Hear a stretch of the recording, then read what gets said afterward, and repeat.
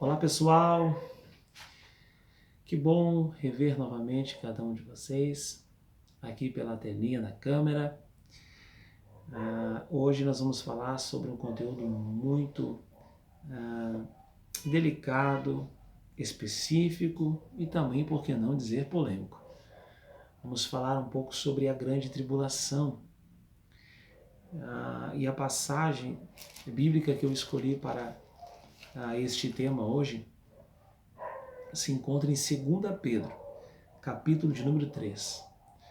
Nós vamos saber o que é a grande tribulação, nós vamos saber o porquê da grande tribulação, nós vamos saber também se a igreja passará pela ira de Deus ou não. Porque muitas pessoas têm em mente que a ira de Deus cairá até mesmo sobre o povo de Deus. Eu quero mostrar pela palavra que não, que esta ira que cairá sobre a nação não vai de maneira alguma tomar proporção à igreja do Senhor Jesus Cristo. Vamos lá?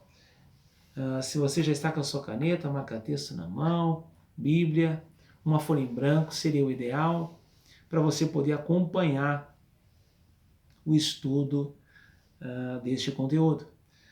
Vamos lá, 2 Pedro, capítulo de número 3, e diz assim do verso 1 em diante: Amados, é agora a segunda epístola que vos escrevo.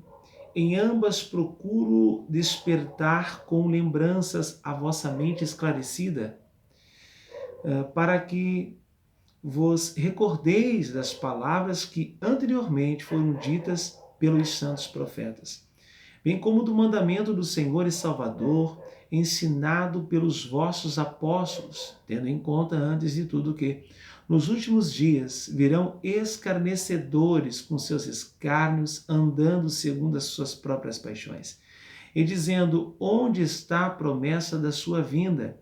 Porque desde que os pais dormiam, todas as coisas permanecem como desde o princípio da criação. Porque deliberadamente esquecem que, de longo tempo, houve céus, bem como terra, a qual surgiu da água e através da água pela palavra de Deus, pela qual veio perecer, melhor dizendo, o mundo daquele tempo afogado em água. O verso 7 diz assim: Ora, os céus que agora existem e a terra, pela mesma palavra, têm sido entesourados para o fogo, estando reservados para o dia do juízo e destruição dos homens ímpios. Há, todavia, uma coisa, amados, que não deveis esquecer, que para o Senhor um dia é como 1000 anos, e 1000 anos é como um dia. Não retarda o Senhor a sua promessa, como alguns a julgam demorada. Pelo contrário, ele é longânimo para convosco, não querendo que nenhum pereça, senão que todos se acheguem ao arrependimento. Virá, entretanto, como ladrão o dia do Senhor, o qual os céus passarão como estrepitoso estrondo, e os elementos se desfarão abrasados. Também a terra e as obras que nela existem serão atingidas. Visto que todas essas hão de ser assim, desfeitas, deveis ser tais como os que vivem em santo procedimento e piedade, esperando e apressando a vinda de Deus, por causa do qual os céus incendiados serão desfeitos e os elementos abrasados se derreterão. Nós, porém, segundo a sua promessa, esperamos novos céus e nova terra, nos quais habita a justiça. Bom, se nós pararmos para ler o capítulo 13 de 2 Pedro, do verso 1 ao verso 13, já responde muitas coisas que eu quero colocar aqui para vocês. Nossa, muitas delas já seriam respondidas. Por exemplo, o verso de número 7, olha o que diz: Ora, os céus que agora existem e a terra, pela mesma palavra, têm sido entesourados para o fogo, estando reservados para o dia do juízo e destruição dos homens ímpios.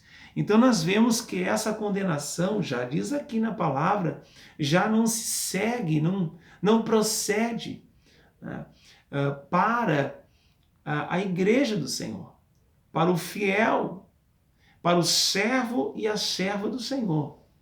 Não procede.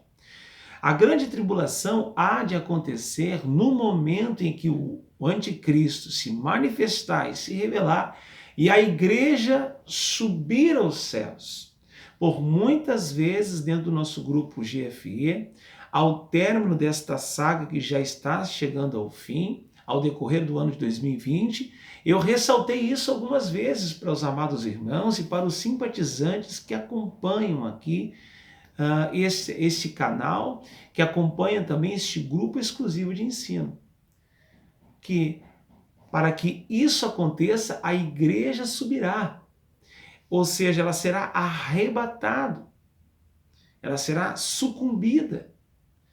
Por quê? Porque o Senhor Jesus, que é o noivo da igreja, ele não vai permitir que ela sofra esses danos, até porque ela pertence a ele.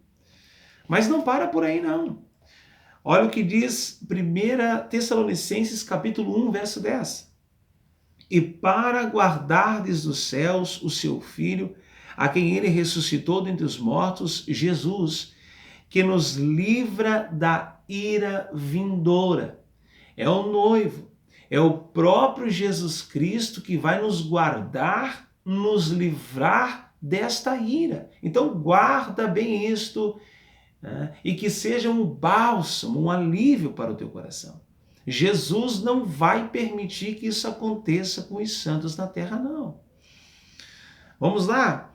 E prosseguimos aqui em 1 Tessalonicenses capítulo 5, verso 9. Porque Deus não nos destinou para a ira, mas para alcançar a salvação mediante nosso Senhor Jesus Cristo.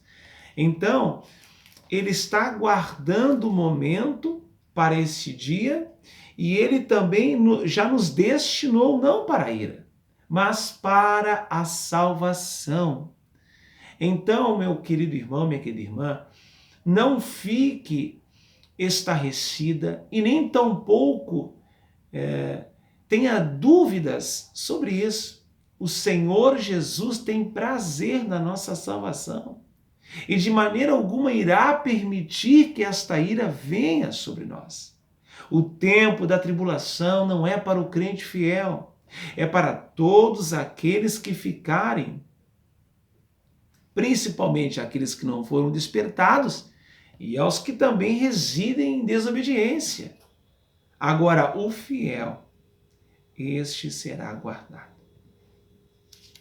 A igreja não passará pela ira de Deus, mas a gente tem que atentar uma coisa. Precisamos, pois, conhecer as razões de cada escola de pensamento escatológico. Já dizia Watchman Nee, gosto muito dos seus livros. Não estamos aqui fazendo esse vídeo para debater, nem tampouco para mostrar que conhecemos mais do que o trem, mas, todavia, o que a palavra diz é incontestável. Este foi mais um GFE, um conteúdo sobre tribulação. Eu espero você no próximo vídeo. E o que eu desejo a você? Graça e paz e muita prosperidade.